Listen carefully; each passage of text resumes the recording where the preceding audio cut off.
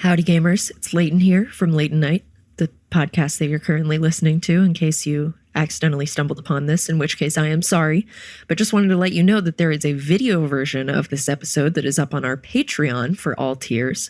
So if you want to join us over there, depending on the tier, you can get all sorts of cool benefits. We do mini-sodes every week. We do some fun videos. You get access to our fan Discord, and overall, it's a really lovely time, and we would love to have you there. So without any further ado, here is the audio version of this episode. So if you want to do the video version, you can go to patreon.com/Leighton Night, or not. It's really whatever floats your boat. Anyway, episode.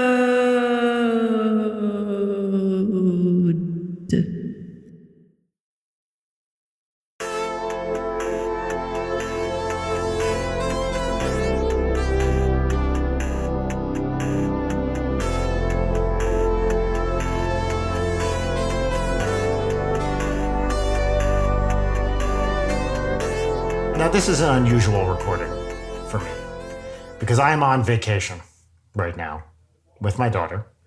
It's a dad-daughter vacation. So I brought a beer. Oh. Whoa. Because today I am vacation daddy.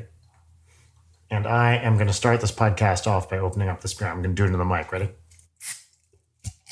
Cheers, vacation daddy. Hell yeah. Very good. It's Modelo time. It is Modelo Negra, not Especial, although I do like Especial as well. We weren't sponsored then. We are now. Hell yeah, we should be. Could you drink from it and give us a quick little ad read of having a daddy soda Sure. on vacation? Just, speak from the heart. Yeah, here we go. Modelo Negra. Hell yeah, daddy. Fabulous work. Fabulous work. That's the catchphrase. Modelo is our go-to tour beer. Usually the light one, but I like it. It's a good post-show beer. It's not too heavy. And now it's become one of my go-to home beers as well. We did Heine for a little while. Mm-hmm. Oh, a little honey. Also a solid choice. Yeah. Now we just chug chocolate syrup. Mike's Hard Syrup. I don't know how old you guys are, but I have a vivid memory of that Nickelodeon show Rocket Power. And there was an episode where they were all skating on chocolate syrup. And now that's all I can think about at this moment. I don't remember that, but I do remember Rocket Power and the cool theme song. Yeah, action kids in fun condition. So I was looking at Better Call Saul stuff in anticipation of the season finale. We've talked about this show extensively on the show. It's the best. I love it so much. And I love Ray Seahorn as Kim. Oh, yeah. And so I was looking up Ray Seahorn stuff. And then I saw some link to Kim Wexler's feet. Dude, but people are crazy. Yeah. To be fair, she serves a lot of feet on that show. She kind of does. What I stumbled upon was there's a whole Kim Wexler's feet meme population where it's mostly people complaining that they're not seeing enough foot on the show. And look, I don't particularly notice when people do or do not have their shoes on or off. Yeah, me neither. I never used to, but I do now because of this. Right. Because there are people out there who it's mostly done as a joke, right? It's not like a serious thing, although there are definitely foot people out there. Right. But so I looked at a few Kim Wexler foot memes, which if you Google Kim Wexler feet memes, I'm sure you'll see these out there. There's how many there, I don't know. But okay, mild spoilers for Better Call Saul, everybody. All right, mild spoilers. In the last couple episodes of the show, every time she was on screen, all I could think about was, is this going to provide meme fodder for these Kim Wexler foot meme animals? That's a valid thought, though. Anything happens with feet now. It's such a popularized meme. Jackson, did you eat the rest of your grapes? I actually got more grapes and then I ate them. Wow. Look at all these vines. Look at all these vines. You sound like me in 2017. Are grapes still like the pretentious fruit? I think that belongs to pears. Wow. Well, you know what, Nate? I'm going to agree with you because if you're an old fancy person, you would never gift someone a crate of grapes, but you would gift someone a crate of pears, right? Oh, wrapped in the foil. The Harry and David's bullshit. Yeah. If it's interesting enough to warrant a question, like why pears? Because I would totally ask why pears, but I wouldn't ask about grapes really. I'd be like, oh, thanks for the grapes. I feel like all of this is a holdover from like 200 years ago when fruit was hard to find for many people. And, it was like, holy shit, an orange? What the fuck? That kind of attitude. I'm sure we've all read these books from the mid-19th century, and a kid gets an orange for Christmas and loses his fucking mind. Yeah. That kind of thing. I feel like the pears kind of fall into the same general wheelhouse. Yeah. I think grapes are only the most pretentious if you have a full bundle of them and you or a pretty lady is like feeding them to you aerially. Okay, well, I did eat them like that, but that was off camera. So. What if you just prefer to eat them like that in privacy? Yeah. Are you still an asshole? Have you ever done the thing where you grab a bunch of grapes and eat it like an apple? Just go, like, just do that. And then you're biting like half grapes and the juice is like coursing down your mouth. That sounds awesome. And then you start screaming. Yeah, then you start screaming. That's right. It's the most decadent thing. Yeah. It was like the best trip to Target I ever had. Yeah. Man. That's monstrous, Brian. I feel like that's like Emperor Nero type stuff. I could see that for like the little tiny, teeny baby grapes. Champagne grapes is what you're referring Champagne to. grapes. Oh. Yes. I've got champagne problems and champagne grapes. Champagne. I'm in champagne without the sham.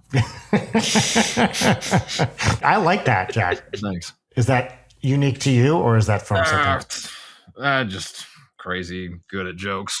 No, I read it on Twitter. Yeah. I think I read it on Twitter or Instagram, but I definitely use it like I made it up. Great. Perfect. And you do it with style. Drive it like you stole it. I stole it. Both of you have beautiful hair. What's your hair routine? Thank you. Oh, Leighton, that's so kind of you. Wow. I'm pretty sure I said that to you, Brian, the first time I met you. I was like, you have beautiful hair. Thank you very much. It's my most notable feature. I will say, for a man of my advanced age, it is notable to me that I am not thinning in terms of the hair. Not that there's anything wrong with that, but usually when you hit, let's say, 40 or so, if it's going to start going, it's probably started to go by then. And so far, I'm holding strong. So we'll see what happens. Looks pretty thick. Thank you very much. People say that about a lot of my body parts. I was going to supplement it with the that's what she said, but I was like, no, I'm going to be mature. You have to use my catchphrase, which is people say that about a lot of my body parts. The diction is what's important there. It's like the Doctor Strange, fake American accent. People say that about a lot of my body parts, kind of thing. No, but we were talking about, Jack and Nate, your hair. Well, Nate has the devil's curly hair, and I have like average cool guy. Just generally sick. Self-described cool guy. Cool guy, no stress, cool car, couple of them. Like, have you guys seen I Think You Should Leave? Of course. What do you fucking think? Yeah. Then I would have to have triples, otherwise the rest wouldn't be true. Triples, right? One of the all-timers. So happy they got Bob Odenkirk in on that shit. Oh God, yeah. That show is so good. I think that was the first show that ever made me laugh, cry. Really? Ever. Yeah. Same. In the first season with the receipt, where he's like, let my wife eat the fucking receipt. And he just just killed me. I was just rewatching the Turbo Team one, which is a classic. You're not part of the Turbo Team. You're not part of the Turbo Team. It's a joke hole. That one and the it's just for the farts. motorcycle one. Yeah. The like Harley Davidson aliens that think everything's a motorcycle. Oh, right. Yes. It's so stupid. Yeah. I love, his ability to, or I should say their ability, since it's obvious the whole crew, take something that you feel on paper would never possibly ever work and make it extremely funny. He was a writer at SNL for a while. And I think I saw something where some of those sketches at least were rejected SNL sketches.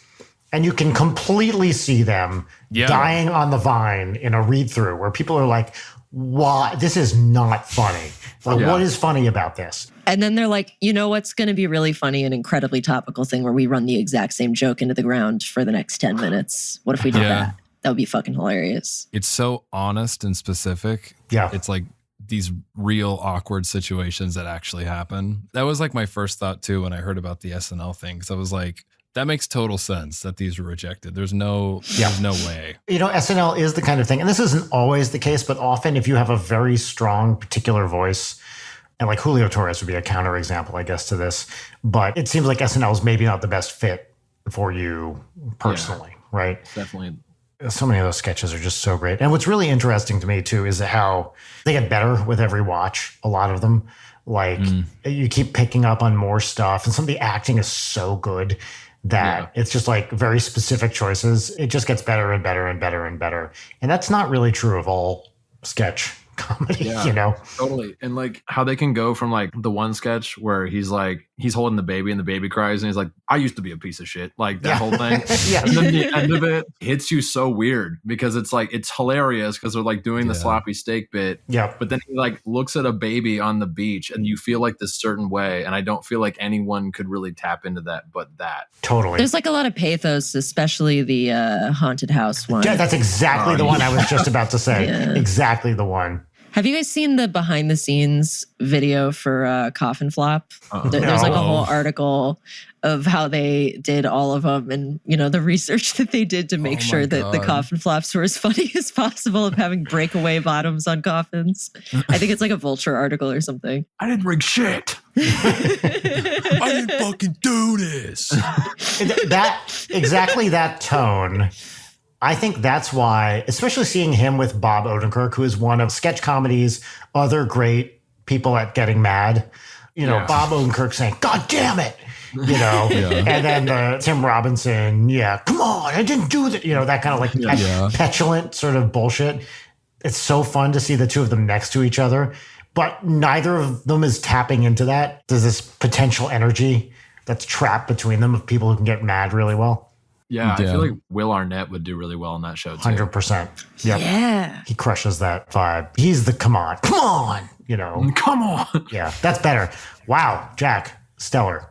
Thank you. While we were in the intermission, I was going down YouTube and I came across that scene from Hot Rod where like she leaves him and he's like, bag no. She's like get in the car. That's a really good one. Yes, absolutely. We are big Hot Rod fans here. Yes, although I had not seen it until about a year ago or so. I talked about this on the show. Same. And I don't know why. Like, it's one of those things I should have seen. I love those guys. You would have thought I would have seen it forever ago.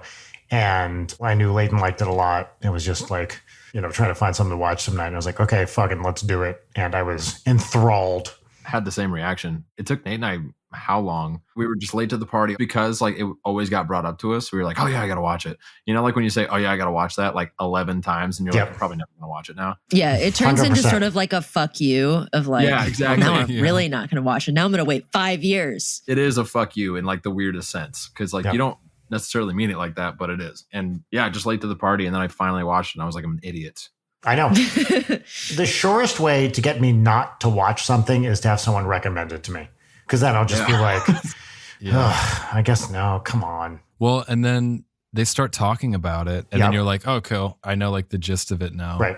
I want to know nothing going into a thing. I want to come out of the thing knowing that nobody is talking about it. Like, I don't want to watch it while it's trending or like that sounds very contrarian, but it's just like, I don't want other people to talk about it. I just want to enjoy my shit in silence. Totally. And I want to choose the shit that I consume and not feel beholden. Meanwhile, I am recommending shit at everybody constantly. It's literally part of this show. Yeah, it is structurally a part of the show. That's very true. Yes. But I think my most recent one is one of the first things that we've had that multiple people of what's poppin' is Everything Everywhere All at Once. Oh, and I've had like 10 people emphatically tell me to watch it. And it's like, all right, I'm never watching this. And I famously didn't like it that much. Oh, really? Yeah. I just got back from Atlanta and my manager and I were on a plane together. We both watched it at the same time. And so I watched it and I was like, this movie is fucking awesome. I was like looking over like, did you see that? Like hot dog finger? Like I was like, and like she turned it off halfway through because she didn't like it. Why didn't she like it? Do you know? I think she felt like lost by it. Like it was just kind of like confused. Like she didn't really get it. And like, I don't even know if I got it. But I fucking loved it. I was like, but you had hot a good dog time. Fingers. Yeah. I didn't understand much, but I thought it was cool. I certainly didn't understand it either. I was in a bad mood when I saw it, so that might have had something to do with it. But also, it felt a little try hard to me. Felt like it was going a little too hard to the. And what if there's a universe where everyone was donuts and the donuts were mad, or whatever. Like donuts were mad. But like it felt a little bit trying to be weird, which is something that I don't react well to. Oh, for sure. Yeah, what else have you guys been watching lately? Of your own volition and not pressured by any other party. My life crumbled before me. I've been rewatching Drake and Josh before I go to sleep. That's been nice. So you're going to have to explain to me what that is because I'm old. Wait, is that Drake? No. Like, Kiki, do you love me, Drake? Like grooming minors, Drake? Yeah, Canadian rapper Drake and Josh Homme, I assume. Josh Homme? Oh, my God. I think he just beat him up or something. But get out of that room. Yeah. But no, it's like this old, like, well, not old. Mid-2000s. Yeah, mid-2000s, like Nickelodeon sitcom type deal, like fake laugh track, and it's Josh Peck and Drake Bell. And Miranda Cosgrove in her breakout role. Her, I know. Or did she do School of Rock first? I forget. I think it was like between like the first and second season, she did School of Rock, I think. Mm-hmm. So you guys were like little watching this. Yeah. Yeah, pretty small. You know what's nice? Normally when we have guests on this show, they're at least 30 or into their 40s. And then I get dunked on for being a baby. And now Brian doesn't know our references. Dunk on all three of you. No, I think we should all just acknowledge up front that the pop culture I grew up with is just inherently better and more valuable than anything you assholes saw when you were children, because that's the way the universe works, right? I mean, the thing is, I can get made fun of for being a baby all you guys want in this chat. But the thing is, I'm a baby. I can shit myself anywhere I want. Who wins? I do. You know what? That's a choice. Not shitting yourself is a choice we make every day. It's a choice you don't have to make. It's a bad choice, in my opinion. I mean, that's just me. For a while, this is a potential NSP tweet, was people who say don't shit where you eat vastly underestimate the ease of shitting where you eat. That's so true. Brian, I think that you need to have a specific theme song for any time you talk about a draft tweet. Oh, well, actually, that's my lemon this week, which we'll get to later, involves draft tweets. Well, and also like telling people what's in your drafts, like it's super funny, is sort of like when you're telling a story, but the whole point of the story is so you can share what funny thing that you said. Yes. But worse. It's like explaining your dream to somebody. Nobody fucking cares. If it was interesting, they would have dreamed it. Am I right? I took Maybe to the vet today and she was really good. And there's like a little pet store. So I went in there and I got her these treats and they're like wild tuna jerky. And the lady recommended them for like sensitive stomachs. That was my nickname when I played football. But these things, I don't know why I didn't foresee this being an issue, but this shit's so dank. It's like, yeah, that's tuna. Damn. That's tuna, all right. I didn't know that you could do jerky with tuna. Stereotypically, cats are like the tuna people and dogs are like the beef people, right? She loves it.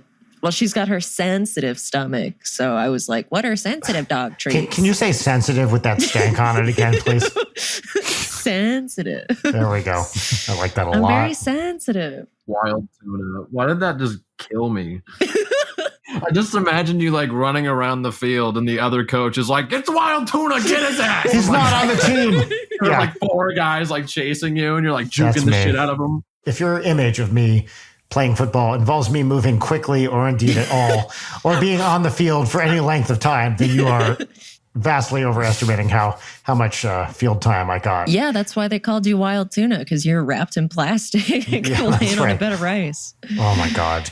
I did play football for 2 years in 7th and 8th grade, and I was terrible. Actually, it's so funny. I was just thinking about this the other day. Probably right around then, I think while I was on the football team, we had like PE. We had to do some football thing in PE. And the coach was explaining the line of scrimmage. And I was like, wait, what?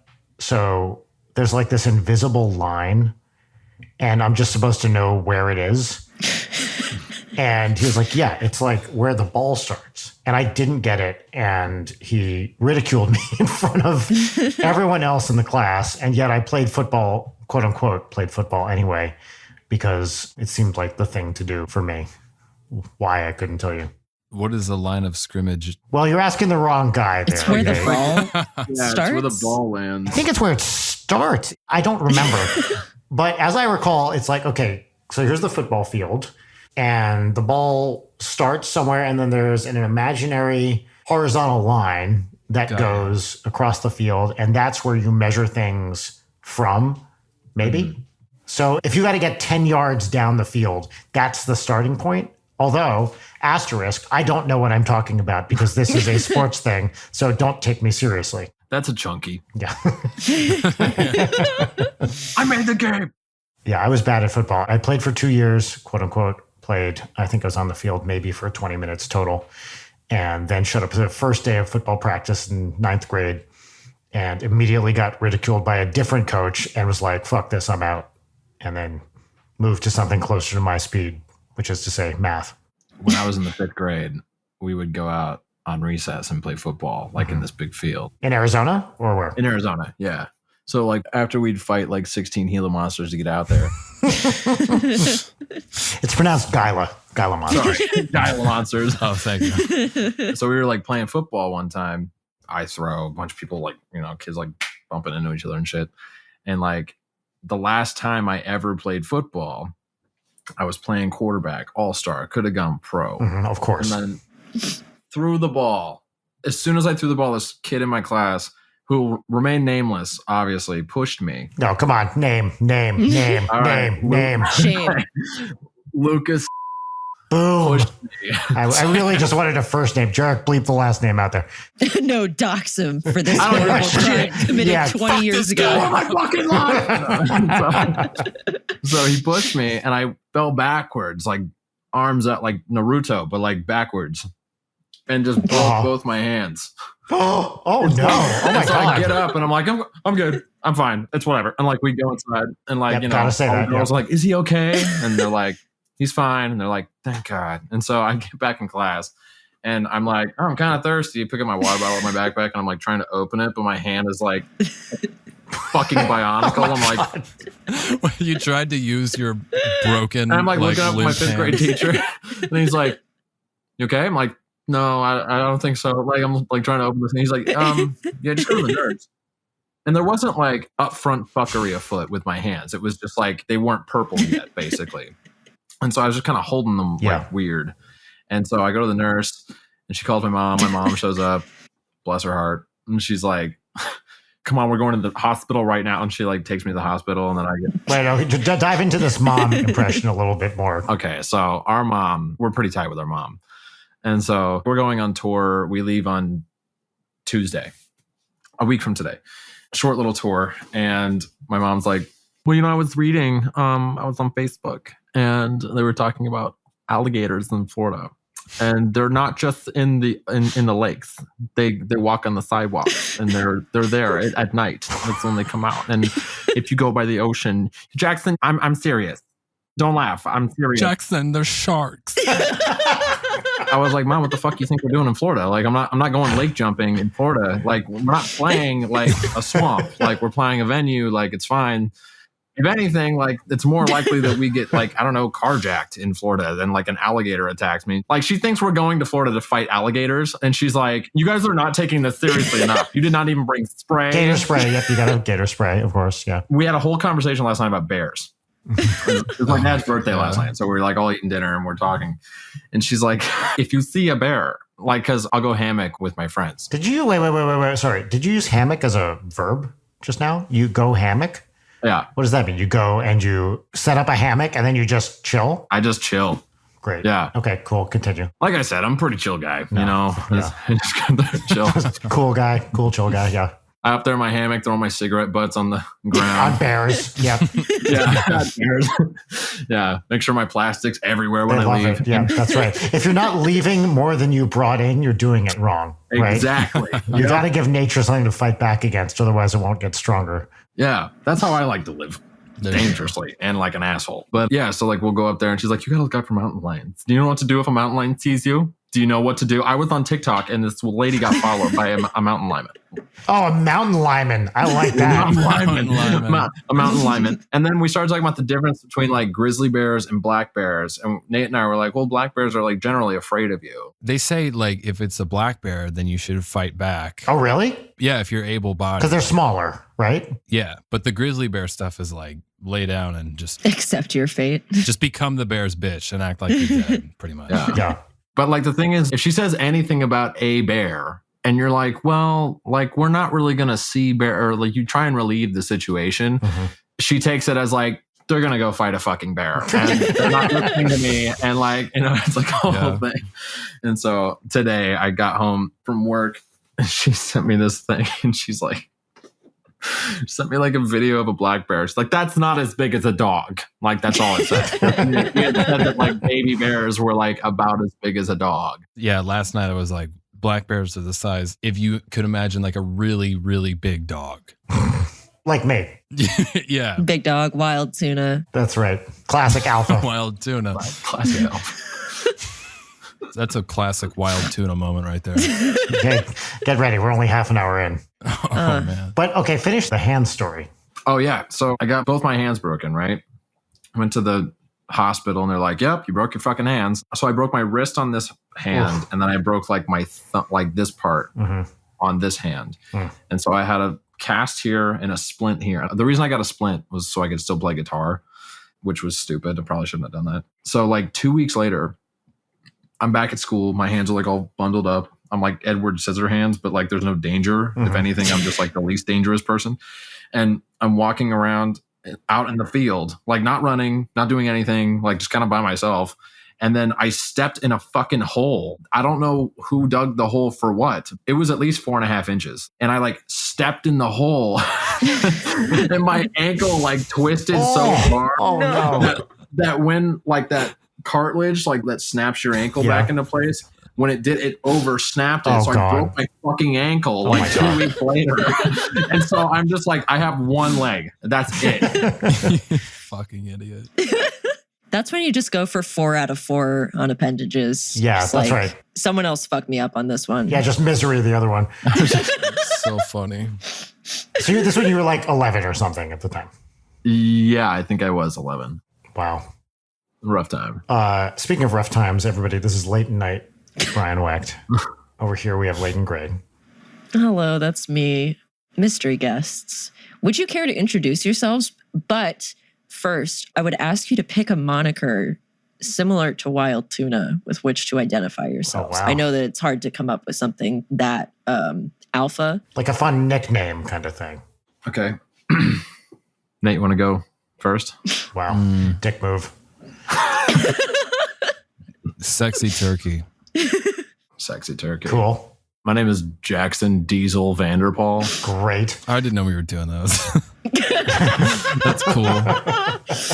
You went with the existing naming convention, which I respect. And we do a thing that I want to give away. We do. But you're about to tell us. We're in a band called Viper Club together. And I sing in the band. Nate plays the drums. And then, the kick-ass drums. We've been doing music together pretty much since he was 14 and I was 16. Love it. And then just kind of had a really fortuitous life in being musicians and have gotten to do some pretty cool stuff. One of the things that I was at least there for was the Thunder and Lightning session. Yeah. A lot of fun. Both of you. Rad. That was cool. Yeah. Just that one for NSP? Yeah. And then, of course, you guys have done the Shadow Academy stuff as well with Danny and Jim. And maybe some other stuff that I'm leaving off here. You make cool music videos. Yes, there's that. Yeah. That's like my favorite part of Viper Club is doing the music videos because I'm such a nerd about it. They are fun. Besides the summer shoots in Phoenix. Oh. The first time we ever did a music video for Viper Club, it was Beatrix. It's like Kill Bill kind of themed or whatever. Yeah. Hottest day of the year. Which means like 120 degrees, right? Yeah. At least. It was like the hottest day of the year. And we didn't realize that, but we were up at like, I think 6:30 and we went out by the Superstition Mountains. There's this church. It's not like a church. It's like a touristy church. And it's attached to like an old like Western bullshit touristy thing. Yes. I imagine that's the only one of those in Arizona, right? Yeah. That's the only one. So they're super cool though. They'll let you like shoot if you get there early before they open. And so we filmed like this whole scene there and took Nate's El Camino. A Breaking Bad story. Yeah, decided to die in the garage. But we were there and it was like 7:00 in the morning. And I think it was like 105. Oh my God. And like Nate and I were wearing these like ski masks. I was about to say, yeah. It was so bad. I mean, look, there are many other people you could talk to that might sympathize with you having to wear a mask in a music video, but I am not one of them. Yeah, famously, the lower half is all you see of Ninja Brian. Damn. Yep. First, I took that like a COVID thing, and I was like, "That's valid." And then I was like, "Oh shit, yeah, Ninja Brian." Ninja Brian. Yeah, Brian the mouth whacked. Oh, that would be a great mask. Just that, and the eyes, and the back, and then there's nothing else. You should get one that has the eyes are painted on. Like if you're at a show, like someone just thinks your eyes are out. I love that. And then it's like mesh, so you could actually see through it, but it's not your real eyes. Yes. And then if you want to go 100%. to sleep and take a little nap, no one will know. Mm-hmm. Yeah, that's right. I have ping pong balls, half ping pong balls that I carry with me that look exactly like my eyes. So if I want to get a little shut eye, I can just put them right over top of my eye and just And lay you do down. them like contacts too, Of course, right? yes. Like you got to get it under the, You got to the get lid. it. Yeah, I go through a lot of saline solution for those because you do have to sterilize them pretty thoroughly. What were the very first contacts like? Because the only way I can imagine that, I'm sure they weren't like this, but just like slipping a little glass disc in your eye. I mean, yeah, pretty much. Soft contacts didn't exist for a long time. I think like the original contacts were all hard pieces of, probably not glass. At least when I first got contacts, which is probably 2004, 2003, something like that. I remember being given the option of hard or soft. And now the idea of a quote unquote hard contact is like, well, you actually, do you guys know how you make hard contacts? Mm-mm. You take You rub soft contacts and you just rub them for a little bit. Yeah, that's exactly right. Thank you very much. But there's like an old movie or TV trope of, oh my God, I dropped a contact, and then people are walking around and you hear crunch because someone stepped on God. it. Yeah. This doesn't work anymore. Hard or soft contacts just feels like smoking or non-smoking. Yeah, one's the obvious choice. Yeah. Yeah. I mean, I'm gonna chuck clouds in either one. It's like I'm not doesn't going to have matter. a sign tell me how to enjoy my meal. I know. Shut up, Chili's. I can do whatever I want. All of Chili's is the smoking section. All of Chili's. Damn right. Are you old enough to remember smoking on planes? Not planes. Probably not, right? Not planes, but smoking in restaurants, totally. Oh, I remember being little and taking plane trips. And there was like the smoking section in the back of the plane, which is literally the dumbest thing because there's nothing that separates it from the non-smoking section. The first time I went to Europe, I was on an exchange program in Spain. And so we had this like transatlantic flight. I was 13 at the time. And the plane was just filled with smokers the entire time. It was fucking awful. That sounds I awful. still remember it. Yeah. Just, ugh. Why would you do that? So dumb. Yeah, I'm afraid enough on a plane as it is. I don't want to be introducing fire, carcinogens, other people's cigarettes, which, no. Yeah. No, absolutely not. And it's just gross. It's fine if I'm ripping a fat cigar, but I don't want to smell other people's cigars. Yeah. We know you love to smoke those stogies midair. Yeah, they're my favorite. That's your brand. Oh, you're supposed to smoke. Yep, that's what Yes. I'm known for doing. Hard-hitting Hollywood agent. Yeah, Brent got me into it. Oh my God, Brent and his fucking cigars. Smells usually don't get me in a nauseous place, but cigars, like being in say a bowling alley, some homies are tooting on some horns there. No, that's like an immediate, I feel ill. Yeah, I get that. When I think of cigars, the only thing I can think of is the cigar clipper and then the beginning of Darkman, the Sam Raimi movie where the bad guy, Durant, as in Darkman 3 might be the return of Durant, and then Darkman 2 is Die, Darkman, Die. I can't remember. I might be flipping those. If someone's dick isn't going in the cigar cutter, I'm out. Yes, it was a finger, not a dick. Yeah. It was right there. It's right there. Yeah. That one's free, Hollywood. You hear me? I remember my dad watching this movie.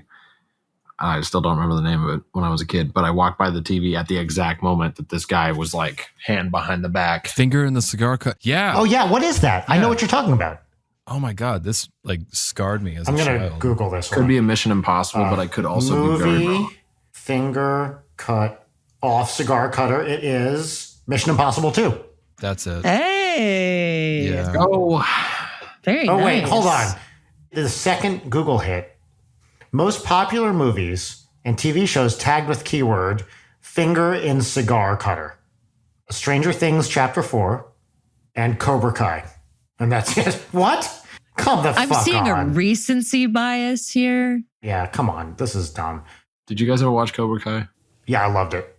Yeah, I also loved it. I didn't think I would either. Same. First episode, I was like, okay. And then I kept going. I just fell in love with like how it was as a show. Absolutely.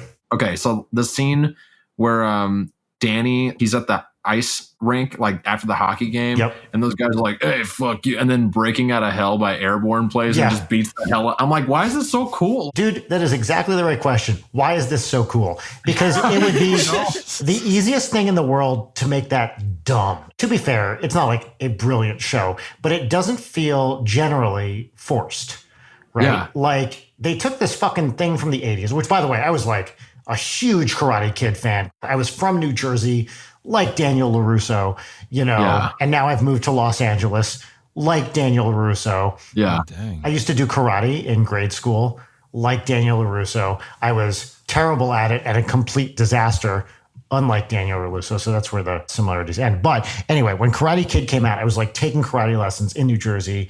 I was like, oh my God, this is like made for me. And I could not have been more into it. I saw, first 3. It was like the greatest thing ever.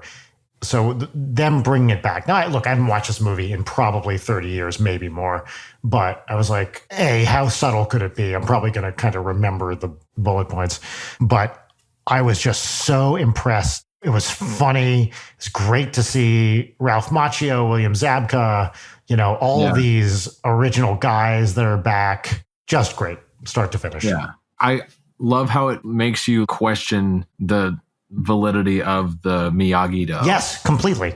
The further it goes, because you're like, is it, and that's really cool. Like it has like that weird cheesiness to it. Absolutely. That I hated at first. And that was the reason why I thought I wouldn't like it. Yep. And then I kept watching it and I was like, no, that's like my favorite part about it. It's such a cliche, but they do it so well where they make the good guys less good and the bad guys less bad. Right. Yeah. And they make everyone a human being instead of kind of a caricature. But also believably, like William Zabka, what would that Johnny character be like if he was like, however the fuck old these guys are supposed to be, 50 something? Like, This life kind of sucks right now. He peaked in high school and what the hell is he doing? It's very plausible. And he does a great job with that. And all the kids are awesome too. Like I'm really impressed with the teenagers or, however old those guys are, maybe 20 something. I thought they were all great. Isn't it like a School of Rock situation? Don't they all have to like know karate? I would imagine probably at least somewhat, right? Yeah. They're doing like some crazy shit. Yeah. Like they're doing flips. And like I think it was the same casting process for the School of Rock. Mm-hmm. Really? Yeah. They had to know the instrument too. Yeah, those kids definitely had to be able to play, right? They shred. Oh. Probably one of my favorite movies growing up. So good. The DVD came with like an hour and a half long thing. And then like the special features. It's thing. JB, Jack Black. There's this whole bit in there where he's in a drive-through. He's like, I got an 8. And then he like gets like a surf and turf deluxe with an orange soda. Mm-hmm. He goes to McDonald's and gets like a fish sandwich and a quarter pounder or 2 quarter pounders and like puts it in between. And he's like, vegetables. And he pulls out the fries. And he's like, fries. But like the kid that played Zach like actually played on that movie. Like what you're hearing is actually him, which is kind of cool. Generally, it hasn't completely held up, but it's still a pretty great movie. Yeah. I think sentimentally it's wonderful. I mean, at least for me, but. And young Jack Black also is like untouchably great, right? Like from. So true. Tenacious D era through probably a couple years after School of Rock. Just like home run after home run, right? Yeah. Even High Fidelity. I do have a story about Jarek. Well, I am all ears. Honestly, from the second we met Jarek, when we first started working with Jim, we just like hit it off. And, he's a fucking nerd like we are. So it was just like, boom. And on the last tour that Viper Club did, which was like last November, our bass player got sick. So we had to cancel San Diego because we had a van breakdown in New Mexico, which is a whole story that I have to tell on this. I want to get into that. Hold on. Let me crack a Sweetwater. This might be loud because I'm going to do it right into the microphone. Hell yeah. There we go. Wow, it actually spewed everywhere when I did that. Clip that. Yeah, I shouldn't have rubbed it first. Just like most of my body parts. Yeah. It's my catchphrase. People say that about most of my body. So we were playing a show at the Whiskey A Go-Go with Marcy Playground that tour. And we were like, shit, like, what are we going to do? We don't have a bass player and we're kind of effed right now. So I called like everyone here. They're like, oh, I can't do it. And then I just like, I'll call Jarek. He lives in LA. Like, it'll be easy. So I call him. And he's like, what's up, man? And like, picks up the phone. It's like 10 at Great Jarek. That was a very good Jarek. And he's like, yeah, send me the folder of your songs and I'll see what I can do. By midnight, he had learned half of them. And I was like, oh my God. And we got there. So we got to LA the next day. Yeah. And he booked us this practice place. Goat. Absolute goat. Absolutely. Absolute goat. And he booked us this practice space. We go in, we ran the songs, what, Nate? Like once? Yeah, I don't think we did anything more than once. Yeah, we're like, that's good, man. Like, he just killed it. And then we did the show at Whiskey, and I still have videos of it. Like, he's just like on stage going like berserk. And I had never seen Jarek do that. Like, it was so awesome. Please send us. Oh, yeah. I've never seen Jarek go berserk musically. I've seen him like beat people up big time because he has a short fuse. That guy, and he is willing to go the distance. If you know what I mean. Right hook on it. Yes, that's right. Yeah. Marcy Playground felt his thunder that day. Let me tell you. Yeah, I remember when he played that show because he dropped in the group chat that Marcy Playground was there, and then Brian didn't know who they were. Still don't. I smell sex and candy. Yeah, how do you not know that song? Yeah, I still don't know Marcy Playground. I couldn't name a single other song by them, but it's iconic. That show was hilarious. So we had a 7-song set. And for 5 songs in a row, everyone stood in the audience like the whole time. And we were like, okay. And so we're going, and like, it was the most people in LA we had ever played to. And we weren't tilted. We were just excited. We were like, cool, this will be a good crowd. It was not for like 5 songs. And then we got to like this one song we have that's not out. It's called Retweet. And it's like very heavy and just like, and Jarek, that was the one he specifically went berserk on. I love it. Yeah. We're like kicking in the song, and I'm like, how y'all feeling? They're like, fuck you. And I'm like, all right. And so we like turn around to Nate, and Nate goes, ba-da-da-da-da. And I turn around, and everyone's just fucking like slinging elbows in the crowd. And I was like, what the hell? And like, it was insane. One of my favorite turnarounds ever, but it was just really funny because we tried so hard. Like, our guitar player Gianni and I were like up on the speakers at Whiskey, and like a couple people were like into it, like from here, and then like from here back, they were just like, F you. And we were like, okay. And then that song was just like everyone, and like people in the rafters were like, okay, they don't suck that bad.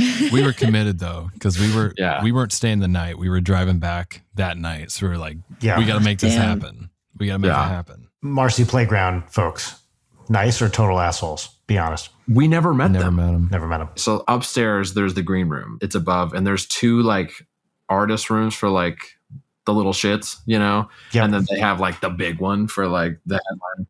So they obviously like had their door closed. Cool. It's whatever. Like, obviously been in that situation before, so it wasn't surprising. But like, I don't know Marcy Playground well enough to know what member exactly walked by me. But all I know is it was like him and like 2 other people, and they walked in that door.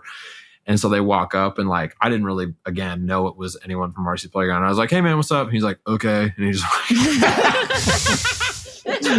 okay. Walked, and I turned, and he just like went in. But it was funny because like it started thinning out after like we played, and then like the band after us played, and then it like kind of thinned out, and they hadn't played yet. So it was like kind of funny to me. Getting big timed. I don't know, dude. Like, I understand, like, there's a million people backstage, not quite sure who's who. Like, you have a limited amount of emotional bandwidth to burn. So I get it. However, also, you know, every time I've toured, it's been with opening acts that I know. So they're like friends. But I don't know. I feel like at least a courtesy, like, hey, what's up? Thanks for being here, is the bare minimum of what you can do if you're in that band. Absolutely. I personally have the personality where, like, I will go socially until I'm just like, okay, I need to like not talk to anyone for a month. And then I'm good. Mm-hmm. But I also recognize that people have different social tolerances than I do. So it's like, if I say hi to someone, they don't give me like crazy energy. I'm not gonna be like, that guy's an asshole. I'll just be like, oh, okay. Well, and especially when you're on tour, like sometimes you need to save it for the fucking stage. Totally. Maybe that it is the voice. Maybe it's just the vibe or whatever. But I totally I can't actually see anybody right now because I've been on a bus for 6 weeks and I want to die. And if I exert any more emotional energy, I'm going to collapse. So I'm saving it for the stage. I do totally get it. Yeah, absolutely. But like, just a hi, like howdy, just like, you know, also. Like whatever. Just okay is such a devastating answer to what's up. I know. I'd be much happier than he said like, fuck off. Because that would have been way funny. Like I would have actually laughed if I was like, hey man, he's like, fuck off. I'd be like, all right, that's funny. Like, cool. I always do try to say hi to people on chat because I like socializing backstage. I like seeing who's back there. But I feel like what I would do if I couldn't do it is start explaining, hey, look, I'm real sorry. And I'm going to be on in a minute. Like, I just can't do it right now. And then that would take 20 minutes to complete the explanation, by which point we should have just had the conversation already. Yeah. I want to hear this New Mexico story. Oh, my God. I love fucked up tour stories. So this is what Green Room, the movie, was based on. This is what Green Room, the movie, was based on. So Nate got this van before that tour. And you guys are tempting fate with your surname and getting a van. Yeah. Right. Yeah, we are. We are tempting fate. And this van is like a Chevy. It's a 90 Chevy G20. Yeah. It's cool. You know, could have gotten something more recent, but actually, no, I couldn't have. For our budget and like how good that engine was in that thing, that was just our option. Honestly, any van made after 1991 isn't a real van. True. We went from Colorado and then we were going to come back to Phoenix and play San Diego, LA, Tucson, Flagstaff. That was like the last 4, right? Mm-hmm. So we got all the way to Colorado. Everything's fine. And so we leave Colorado at like 7 a.m. And I'm driving. Everything's good. Got to get out of Colorado traffic, which is like a bitch and a half, but like whatever. Mm-hmm. Because of the boulders that are just because of the boulders, yeah. And there's actually a guy throwing them at you too. It's a real Donkey Kong situation. So we get, I think I got about 3 hours down the road, and Nate's like, "Oh, I'll take it for a bit." And I'm like, "Cool," because I'm tired. And so I hop in the back, and Nate and our bass player Carl, I'll get up front. And I think you guys drove for like 2 hours, probably. I mean, if you're going to have a guy named Carl in the front of a van, that's some tension right there. That's going to cause a problem. I could have predicted this. In the Vanderpool van? Yeah, exactly. There's a lot of psychic energy that's kind of building to a head here. You know? Absolutely. Couldn't agree with you more, because they pulled up for gas at this, it was like Wagon Mount, New Mexico. No one fucking lives there. And so we pull off to this gas station.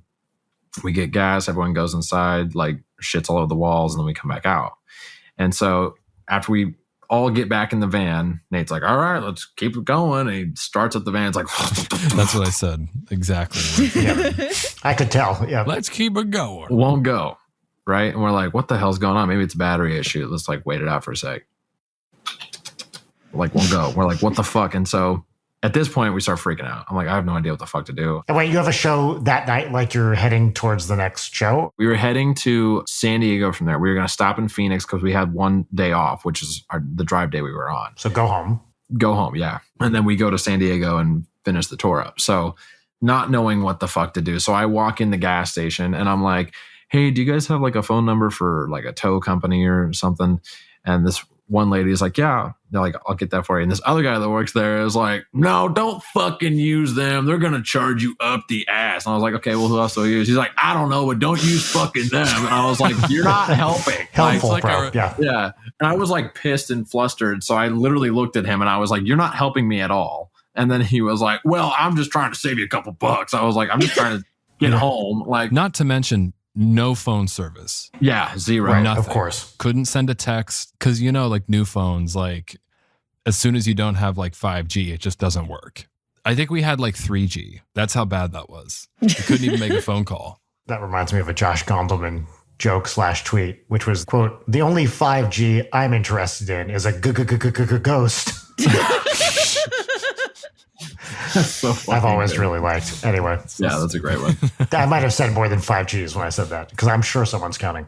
I said 6. Fuck. Canceled. Jarek, delete this episode. So I ended up getting in touch with the tow company. This guy's like, don't fucking use them. And I was like, okay, fuck you. So I used them. And then I called a mechanic in Santa Fe. And I called like 3 different mechanics. And this one in particular that I called. It was like 5 p.m. too, which is like national mechanic shop closing time. Yeah. Yeah, that's right. And so this guy's wife picks up the phone from the mechanic shop. I explained the whole situation to her. She's like, hold on a second. Let me get my husband. He's like the head mechanic here. Like he can talk to you about it. And so he picks up the phone. Name is Rudy. Big shout out to Rudy. Coolest man ever. You'll soon find out why. And so I was like, hey man, like here's the situation. The guy diagnosed like the entire van right there on the phone, like not FaceTime, just over the phone. He was like, yeah, it's probably like a bad fuel pump or whatever. Exactly what it was. And I was like, well, I'm trying to get my guys home. A part of the car I didn't even know existed until you said the word fuel pump. Yeah. Same. So I was like, hey, if I pay you like a little extra, will you stay late and like let us get towed to you? Because he knew the towing company because he had people towed to him before, which begs the question if it was a setup or not. But either way, like someone just messed up our fuel pump and then. Yeah, some guy walks through with like a blow dart gun and he goes, while you're in the store, right? It was the guy who told you not to call that company. Yeah. He's like, it's a set. Yeah, he had 30 minutes to get on the ground and pull my fuel tank off real quick. He gets his voice changer, goes in the back, picks up the call. Yeah. Fuel pump. So anyway, the tow truck finally shows up. This guy agrees to have the van show up and he's going to fix it for us, right? So my guitar player had to get home for something the next day. I forget what it was. So they ended up getting a rental car. He had a test. Okay, wait, did you say you had a test? Yeah. For like college? Okay. Yeah, college, yeah. I thought I don't know, like a blood test. Oh, yeah.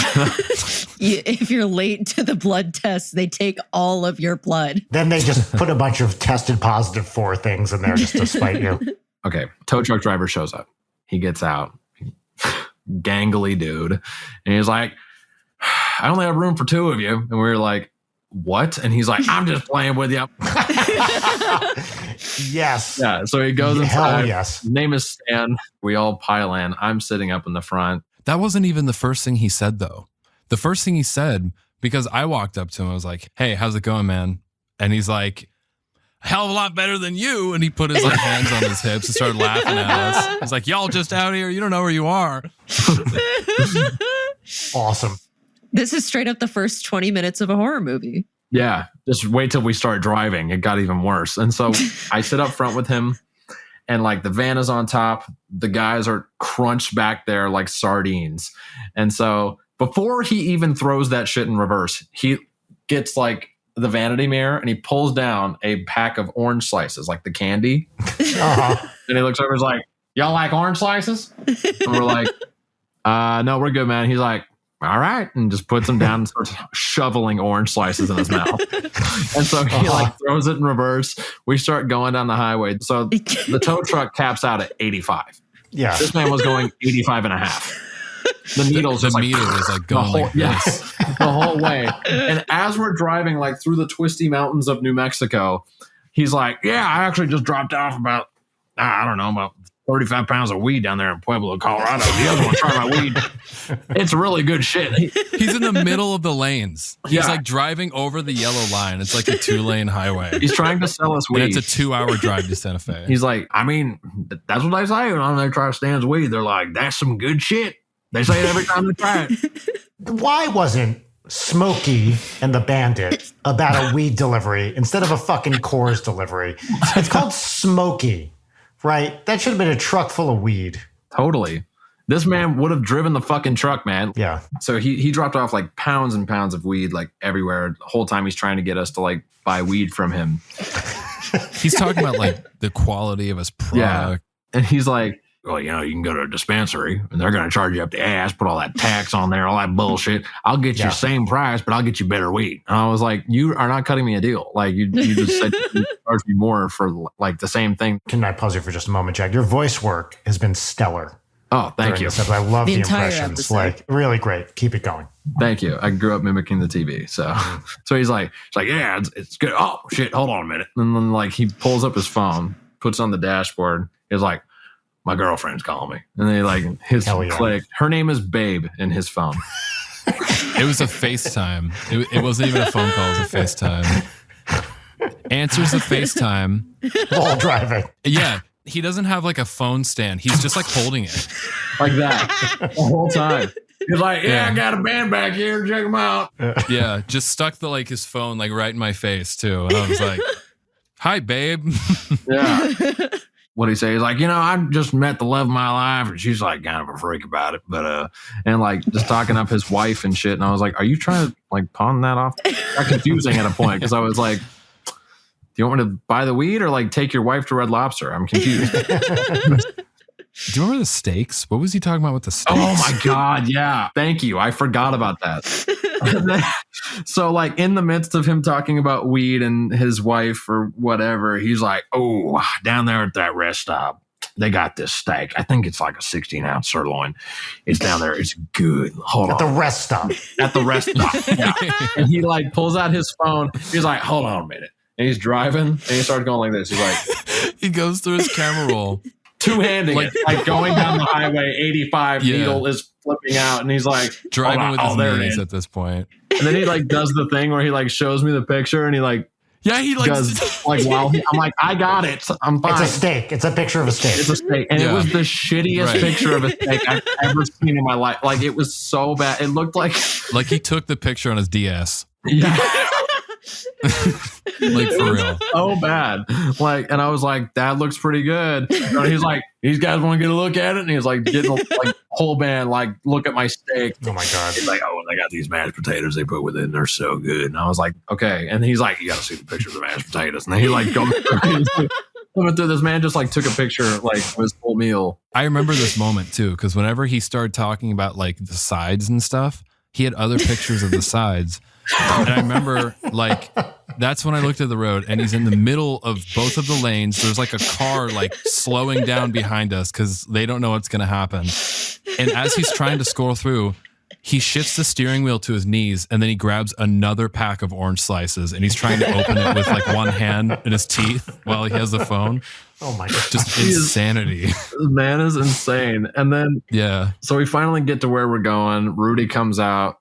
Super nice guy. Like, not only fixed the van, but also showed us like everything that we would ever need to know on the van. Like, gave us fuses, gave us water. He took so much of his time. Like the other guys, they went to the airport to get their stuff and go home. So it was just Nate and I. So Nate and I are now responsible for getting this van home. Right. And this is all the people the guy said, don't use these guys. Yeah. They were like, don't use that guy. I was like, this is the best story I have from Torn. The best thing that's ever happened. Besides the one time I met a mafia boss in New Jersey. That was even funnier. Self-proclaimed. Mm-hmm. That guy real quick. He was talking to all of us. He's like, yeah, no, actually, me and Netflix were actually talking about doing a thing. And he opens Facebook Messenger and he's acting like he's going to call Netflix. He's like, watch this. And he's like, because we had a guy that was with us that was Puerto Rican. He's like, hey, are you Puerto Rican? And he's like, yeah. He's like, I can tell. And he's like, watch this. I'm gonna get Netflix on the phone right now. There's 10 of us standing around him with his phone open. Yeah. He calls this random ass number. Like it had like a name that started with a D and had like a couple X's in it or whatever. And we were all just kind of looking around like, okay, here goes Netflix. We're like really hoping somebody answers. Like really. And some guy's like, hello, Netflix. He's like, hey, it's Netflix going on. What's up? Forget about it. It's a Netflix. Franklin, we were just talking about you here at Netflix, The Office. It's Joey from Netflix. What do you need? Yeah. You can hear a jackhammer in the background. Yeah. There's like... Oh, let me step into my office. There's a meat grinder in the back. It's like a fan, like buzzing. Oh my God. It's just my AC. Don't worry about it. It's hot in Los Angeles, you know. Anyway. Coworker just got a PlayStation 4. Los Angeles. He's like chilling with his kid. He's like, my boss actually loves watching Coco Melon, so that's why you can hear it in the background. He's like, it's not my kid though, it's my boss. But yeah, so that guy, whole nother story. But Rudy helps us like fix up the whole van. So Nate and I are like, all right, sayonara, like 9 o'clock. And we had to drive like, I think it was what, Nate, like 7 or 8, 9 hours 9 back to Arizona. 14 from Denver to Phoenix, and we had knocked out 5 of the hours. Yeah. Oh my God. Yeah. And then we had a 4-hour hold up after that too, by the time all that was over with. So we ended up getting the van home. We stopped, I think, 3 times for gas that I remember because they were like terrifying. Like the first time we stopped, like Nate like goes to turn it on. It's like, I was like, put it in drive and go. I think we were in Gallup. Yeah, that was one that had the casino in there. And then everyone was inside the casino and they're like, Sandy, good to see you. Like a truck stop casino. Oh, I love a truck stop casino. You know, the odds in those slots are not working in your favor. No. I don't think the odds in your life are working in your favor either. I'm like, yeah, no, that's probably true. But you can get a hell of a good steak. Oh, yeah. You can't get a hell at of the a rest stop. mashed potatoes on the side. I saw a picture one time. So did you make it? Somehow. We made it. I don't know how. We realized we didn't have water and we thought we might break down again. I think it was like an hour and a half from Santa Fe to Gallup. That or we just drove really fast. I feel the need to fact check you, but I'm not going to. It was just Nate and I in the van. Yeah. It was like 11 at that time. And we're like, man, if we break down again, like we got a whole lot of desert and we have no water. Yeah. So we went in, we grabbed a bunch of water, totally filled the van up. The van is old enough to where it has an oil pressure gauge. Mm-hmm. And I start the van up and then that gauge is just like slapping. You know what I mean? It's going crazy. No. Yeah. And it's idling weird. It had a new fuel filter. The van, that was like what needed to be replaced. It's like such a stupid thing to break down for. But, you know, all that fuel is just like coagulating and you know what I mean? Yes. And it's idling. Like it's literally just going and I'm just sitting there in park and I'm like, Jack, do you think? And then Jack's like, put it in drive, go. Put it in drive, hit the gas. Hope for the best, punch it. Yeah. And we just cheesed it. He lowered his sunglasses from his forehead, winked at you and said, punch it. We made it home and then we were supposed to have another tour in Texas and had to actually end up canceling it because we realized the van was like this close to exploding. Oh my God. We had a catalytic converter, which makes the story even better because Nate and I drove a bomb home. It was a rear differential. That would have been bad if that would have blown up on the road. Yeah. Yeah. This Wages of Fear remake really went off the rails. Yeah. Did I ever Leighton talk on the show, or maybe Jack and Nate, Danny ever tell you about, we were driving back from the desert from Palm Springs with Twerp. We shot for a cover of Everybody Wants to Rule the World. I was the one driving a giant RV out to Palm Springs and then back.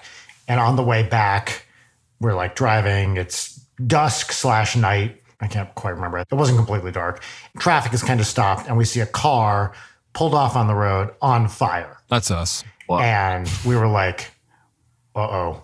And it's like, there's flames coming out of it. We're like, what's going on with this? And just as the RV passes, the car blows up. Oh my God. Yo! And I'm not even kidding. We're like passing by it and it goes, and there was no one in it. Like people clearly had scattered at this point. Damn. But everyone in the Winnebago was like, what the fuck? It was this, just as we were passing it. Dude. This thing, it went from being on fire to having exploded. It was nuts. God. That is insane. God, to be a fly on the wall in that Winnebago and witness Twerp react to that, I'm incredibly jealous. Well, we told him it happens all the time in America. It's not a big deal. We're just kind of used to it. I saw a car fire one time. It was a van. I never saw it explode, but it did explode. It was on the 4th of July. Someone's firework went right in the window. Oh my God. No. Yeah. That's awful. What a horrible, scary thing. We should move on to segments. Speaking of horrible, scary things. Yes, we have 2 segments in this show. The first segment is our pop culture recommendation segment, where you get to talk about anything that's been tickling your fancy recently. Maybe it's a book, maybe it's a movie, maybe it's a video game, maybe it's even some music. Could be your own music, could be someone else's music. It doesn't have to be my music, although I certainly wouldn't mind it. But it could be anything that you've been enjoying. The name of this segment is called What's Poppin'? And it has a theme song that Leighton doesn't like me to play here, so I don't play it. We typically insert it in post, which I do as a conciliatory gesture towards my co-host. What did I do to you, Brian, this week? What did I do to you? What are you doing to me? I believe is the question that you want to Ask. Whoa. Brian. What? We talked about this in therapy. Yeah, okay.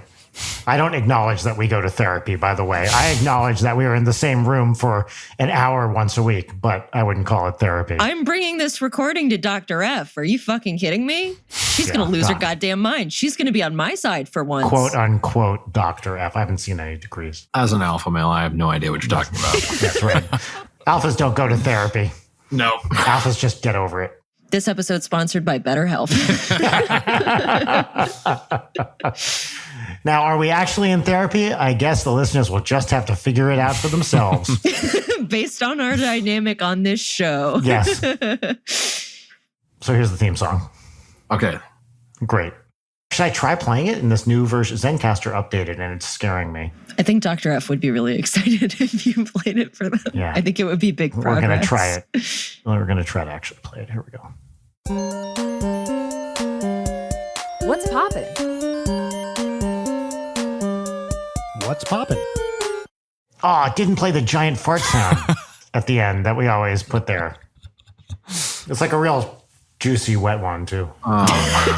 In 132 episodes, I think this is maybe the second time ever you have actually played the song for the guests. And the first time was like last week. There's literally no way that's true. I'm honored. Personally. So what'd you think about it? Did you like it? I thought it was wonderful. Is there any way I can save that, like, to my phone? Here, you know what? I can play it again. What's poppin'? What's poppin'? Cool. Did you get it? Here it is again. Yeah. Yeah, just one more time. Oh, now I'm remembering the other times that you've played the song What's for the poppin'? guests. I probably didn't do this or exactly What's this. poppin'? No, you've definitely never done this exact bit of repeatedly playing it every time somebody starts to say That would something be- before. that would That's be- never happened. that It would would be be dumb to annoying. do that twice. It would be a really dumb Yeah. bit to do that twice on the same show. Well- Brian, do you say what's popping on it too? Okay. What's poppin'? What's poppin'? Now, this is where you would probably want to listen for the other person saying what's popping right there. Did you hear it? I'm sorry. I think I talked over it by accident. So there again. What's poppin'? That one was Layden. Okay. What's poppin'? That one was me. That one was also Leighton. Or what's the progression on the end? It sounds like Phrygian. I can't tell. Yeah, it's Phrygian double flat minor. Yeah, that's what I thought. Yeah. It's a... You know what? What- Never mind. Yeah. I was going to extend this bit, but I don't like extending bits beyond their natural kind of lifespan. This is Right. progress. You've been doing the worksheets. What's poppin'? What's poppin'? Yeah, it's Phrygian for sure. There we go. It's second guess. It's mad Phrygian. Brian, what's poppin'? Actually, I want to bring in a guest to tell you what's been popping for me. One sec. Whoa. Hi, Odds. Here. How you Howdy. doing? Tell everybody about the channel we've been watching together. The engineering channel. You can talk. Can you hear?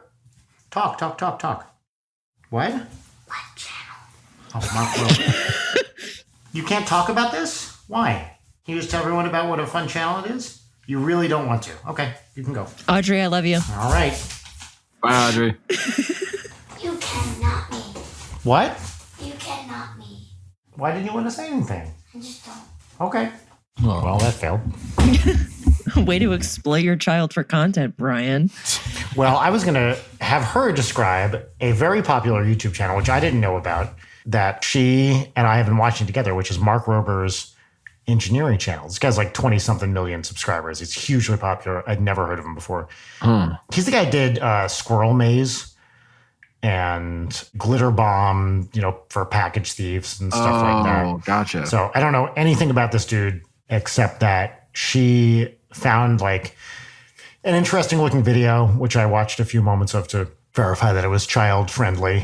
And he's a really interesting dude who builds cool stuff and seems to believe in science and use a scientific method for scientific things. So it's like a fun engineering channel that we're able to watch together. And it is equally interesting for me. Yeah. Nice. Oh, I see why you like this. How to measure how much pee is in your pool. I guess in my case, I just need to know the volume of my pool. Right. Because I keep a pool fully stocked with urine for drinking purposes. I'm trying to get Mike's Hard to get into Mike's Hard Piss. Oh, yes. That's the move. Piss and syrup. Yeah. Yeah. All natural, baby. That's a great idea. Yeah. So anyway, Mark Rober, that's what's popping for me. New YouTube channel I've been watching with my kid who refused to say anything about it. I don't know if you could see what she was doing. She was going like this. She wasn't even aspirating. She was just moving her mouth. She did a big whisper, but like we all could hear it. Yeah. What channel? Yeah. All right. Well, that was a nice what's poppin'. Yep. Thanks. It's popping for you, Jack. For me, mostly money, success. But That's why we're jumping on the Viper Club bandwagon. Yeah. This podcast today. I hate the player, I guess. Every time I say it, and maybe other people get this, or I've said this to you too, I'm about to say Viper Room, and then I switch it.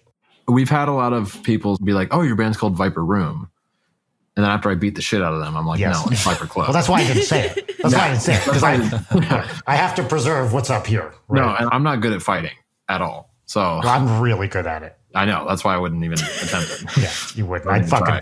tear you down before you got within 6 feet of me. I tried to fight Jim one time, and he killed me, and then brought me back to life. Oh, Jim Roach. Yeah, he knows Crave Mega. Yeah, he can kill you with. Yeah.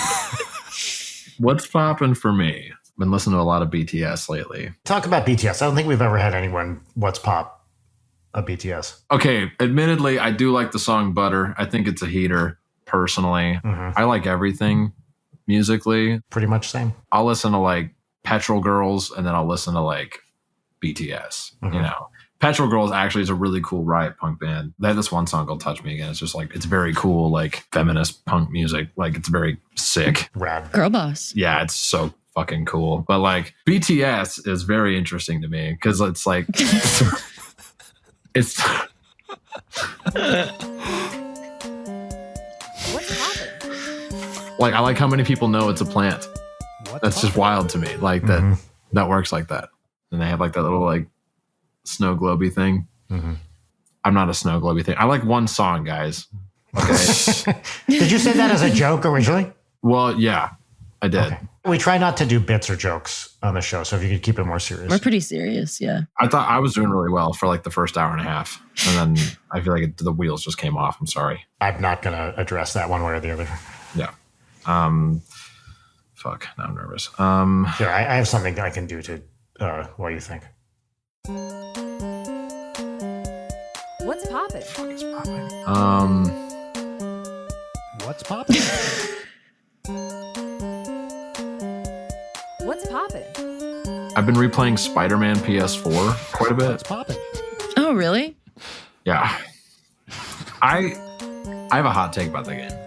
What's poppin'? Go off. All right. Well, actually, I'd like to talk about Grand Theft Auto 5 and how much I hate that game. Sure, great. An anti-pop. Play the What's Poppin' theme song backwards. First of all, Spider-Man PS4 version is fantastic. It's a great game. Love it. I'm also like big Breath of the Wild fan. By the way, sorry, just to interrupt you real quick. I think that would be nip pop strop is what's popping. Backwards, yeah. Nip hop. Nip hop. Popping backwards is nip hop. Nip hop. Nip hop straw. Wait, can you play the thing backwards? The theme song? Yeah, sure. Stop.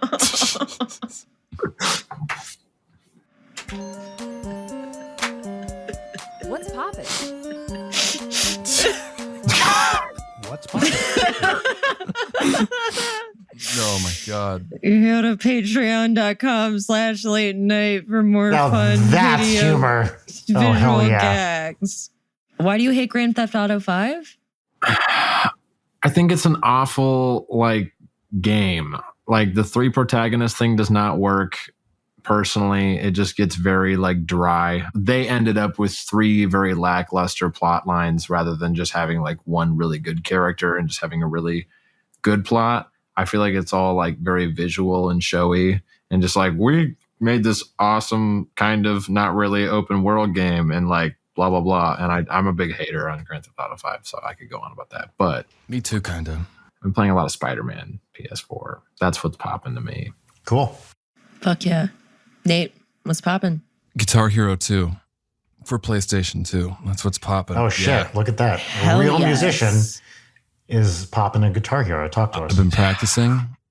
I 5-starred the whole main set list on Expert. Look at you. Wow. I like it a little more than Guitar Hero 3 because the songs are a little more deep cutty. Like Guitar Hero 3 has a lot of like hits, you know? But on 2, there's like a Primus song in the main set list. There's a Wolfmother song. I mean, not that they're not like famous bands. A lot of people would have never heard of Wolfmother. They're crate diggers for some people, you know what I mean? Which makes it really cool. And there's like a Guns N' Roses song. There's an Old Kiss song.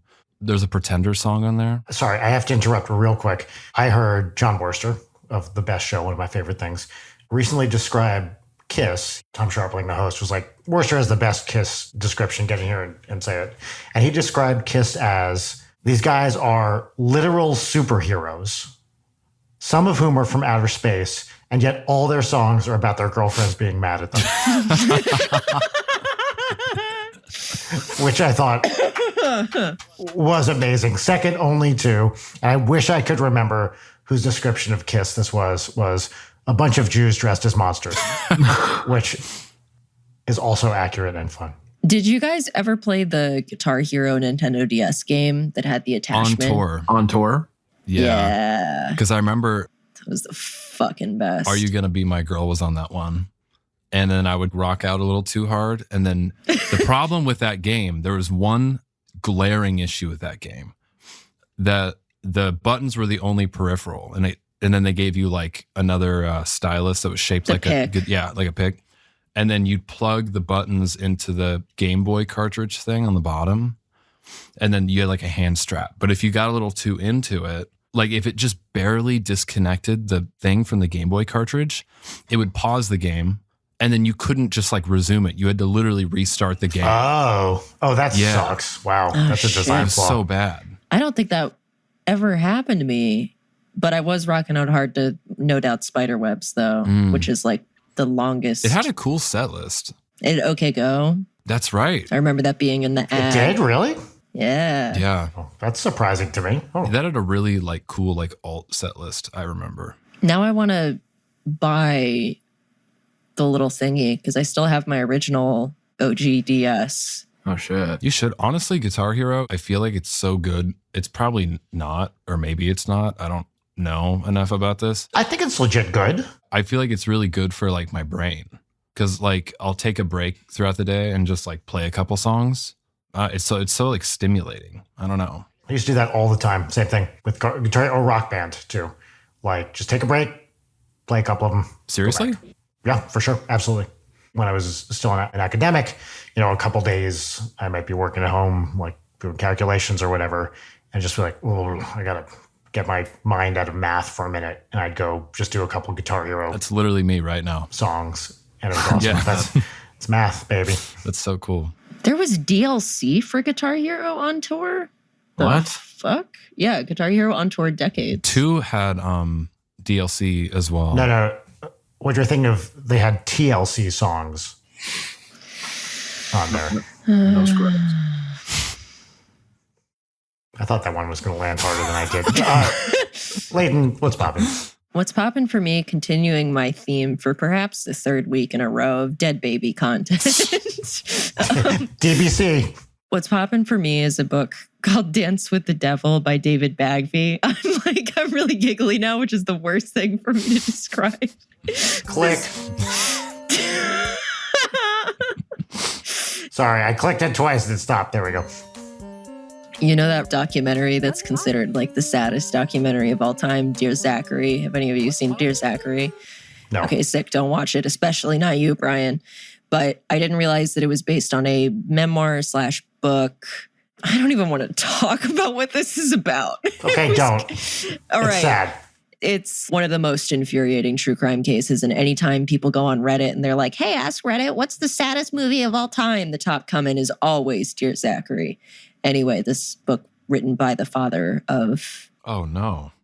If that's the oh no. This one weird trick. Anyway, yeah, I thought it was a really beautifully written book. And I've read a lot of these like high profile surviving family member crime books. And I'm always very interested in them because it's just people being very resilient in the face of the worst possible thing that could happen. Except in this book, it's like the worst possible thing that could happen. And then what if there was something even worse than that? But I just thought it was really beautifully written and insightful and also fucking horrible. So if you value your sanity, don't ever read any of the dead baby shit I recommend. Great. So that's what's popping for DBC. me. Cool, DBC. DBC. All right. I think we should do one peach each I agree that we should do one for peach our each. next segment. But are we also doing lemons? No lemons this week. Mine was going to be about how Twitter deleted all the NSP Twitter drafts. Oh, what? Yeah. That's a bummer. Oh, no. Yeah. Like scads of bad and inappropriate jokes that never should have seen the light of day now will never see the light of day. So, Bro. Well, at least you talked about them like every single week on this show. So in a way, Yes. they're preserved. there was one really good one. It was a parody of the lyrics to Daydream Believer, which was like, then I ate a ass. Now I'm an ass eater. It was a really good one that I've been waiting on because I couldn't quite get it to scan right. Yeah, the kids love that song. Look, Daydream Believer legitimately is a great song. Hey, everybody. Look. I woke up in a cold sweat the other night and I realized that what I said here was wrong. The song that I am parodying is not Daydream Believer. It's I'm a Believer. I'm aware of my mistake. I'm so sorry. They're both great songs, two great songs. But the song I'm talking about here is I'm a Believer by the Monkees.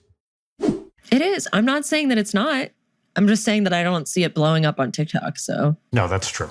Yeah. So anyway, now it's time for our final segment, which is called One Peach Each, where we each say a cool, good thing that happened that we're excited about, or a thing that's going to happen, or just generally a capital G, good, capital T, thing, theme song. Brian. What's poppin'? I was about to call you out for not playing it immediately. Oh my God. I'll go first on this one.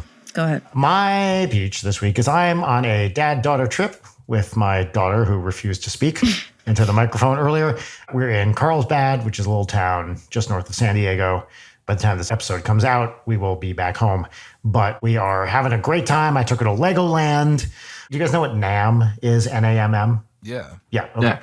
So we went to NAMM Global Headquarters because they have the Museum of Making Music there, which I'd heard was great for kids.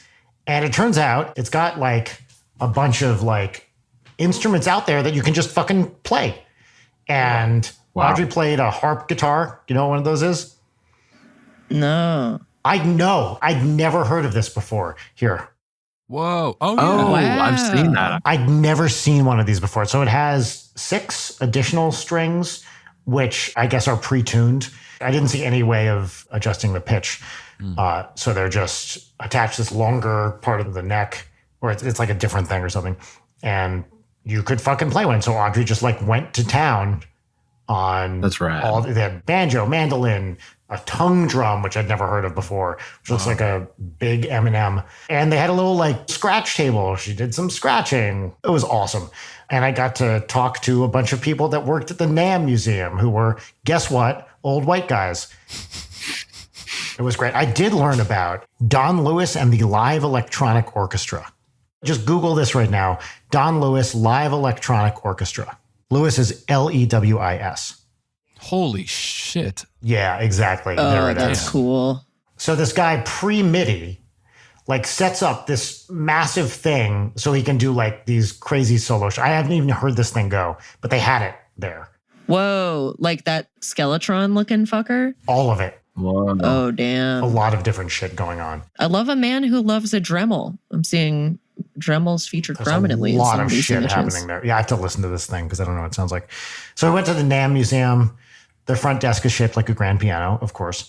And then we went boogie boarding. And we're only Right. halfway through. So tomorrow we're going to the San Diego Safari or Wild Animal Park. I'm not sure what it's called. And then we're going to have another beach day. And it's a great little dad-daughter trip before I abandon her for a month to go on tour. Ah, I see. That's awesome. Yep. So that's my peach. My one peach is that, as mentioned in my peaches last week, saw Father John Misty. Oh, yeah. How was it? Suki Waterhouse at Hollywood Forever Cemetery. It was fucking amazing. Vernon and I went.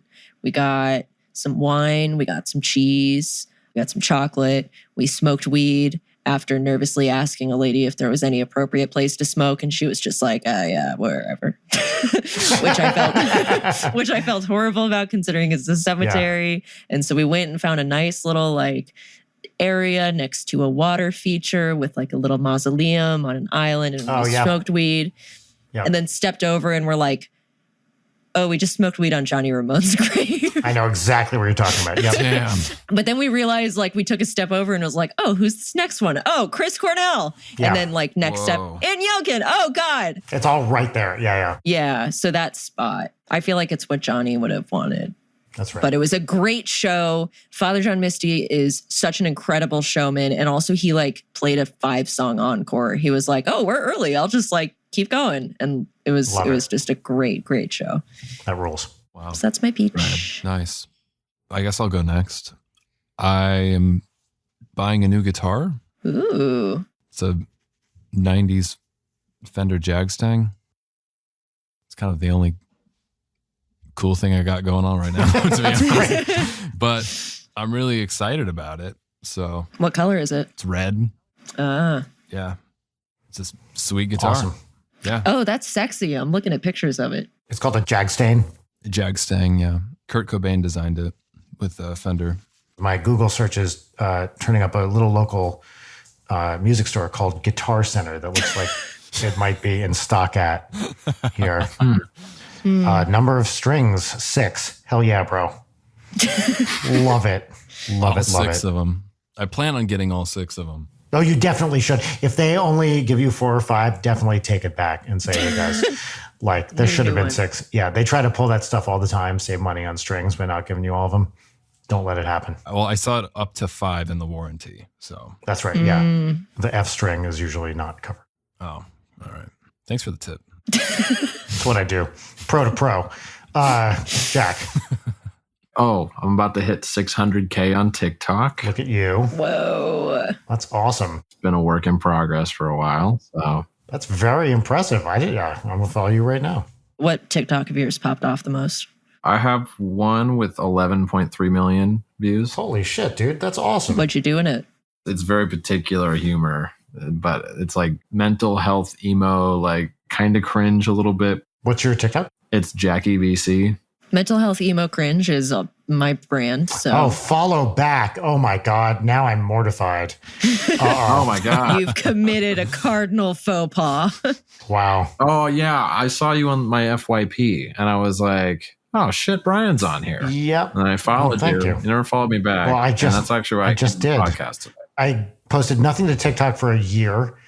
Thought of one video, put it up. It did really well. And that was several months ago. I haven't done anything since. Yeah. My manager, like 2 years ago, was like, you should get on TikTok, like just as a joke. It's never been like get on there and get big, like kind of thing. And like, I just did it for funsies. So I had this one account. I got it up to like 136. Nice. Okay. And then it like got shadow banned or my content just sucked. And so I was like, I'm going to start a new one. So I started a new one. So hard to tell the difference. Yeah. And so I just started a new one, and this one has been like really cool. And then you recorded a thing for a shadow band. Yeah. Right? Actually, I did have a point. So a lot of people, whenever Shadow Academy got announced, I would see people that knew me from TikTok that also saw me in Shadow Academy. And that was kind of fun for me. I was like, because I don't ever think of TikTok like that. But recently I got a job with this company helping them build their social media platform. Whoa. Yeah, it's taken a weird turn. Music is still my number one, but it's a fun little thing. I think because I don't take it too seriously, so it's like fun, I thought I was your number one. Well, it's not my number one. Thank you. That's for sure. Appreciate that. Yeah. What's poppin'? Great. What's poppin'? Oh, actually, hold on. I wanted to play you guys something. What's poppin'? What's poppin'?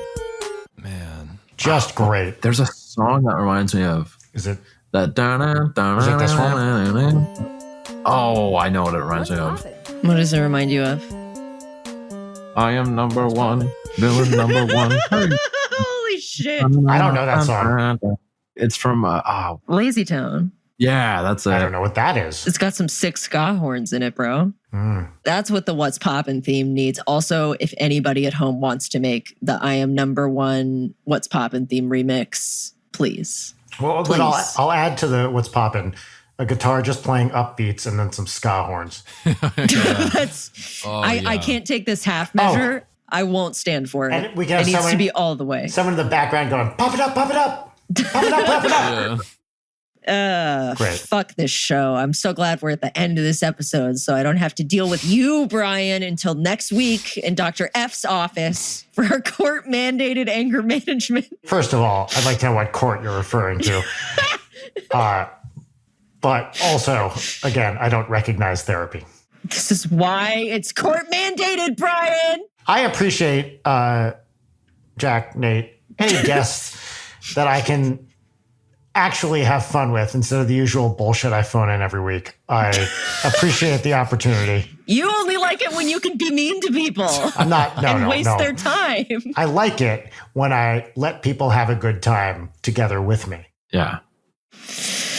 All right, great guys. This was I'm the nicest guy I know. This I just want to put that was out there. so fun and nice. Not because of Brian, but because of you two. This was great. Look, it's Vacation Daddy over here. Please come Daddy's back on anytime vacation. you want. That's Vacation Daddy right there. That's right. Hey, these buttons, I could unbutton more. I'll do another one right there. There we go. Now we're talking. We're gonna get shadow banned. I used to be a piece of shit. I don't give a rip. Slick back hair, floppy steaks at Traponi's. What's a sloppy steak? Oh, just big old rare cut of meat, water dumped all over it. I feel bad for the restaurants where that's definitely happening now, right? Because it is absolutely happening. There's another article about a lady going to order a sloppy steak. It's mostly about her being embarrassed about really committing to the bit, but I guess she didn't used to be a piece of shit. She did. Chicken salad and chickalinis.